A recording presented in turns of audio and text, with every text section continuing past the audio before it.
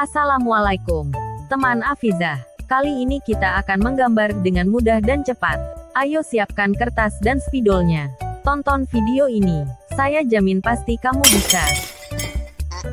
Pertama, buat pola huruf C. Lanjutkan garis seperti membentuk oval. Tarik garis ke bawah. Buat pola sirip ikan.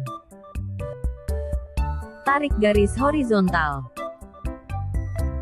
Buat pola ekor.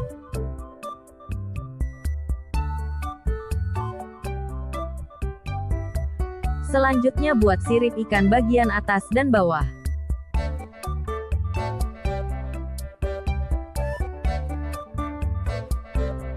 Buat pola mulut ikan. Beri garis-garis pada sirip dan ekor.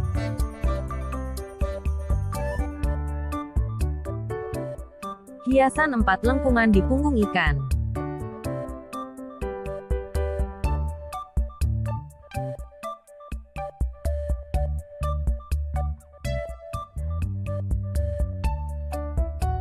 Tambahkan 4 lingkaran kecil di bawahnya.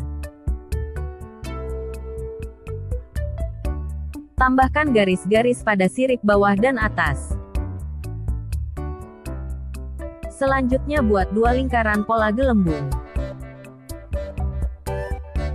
Beri kesan berkilau pada gelembung. Saatnya mewarnai.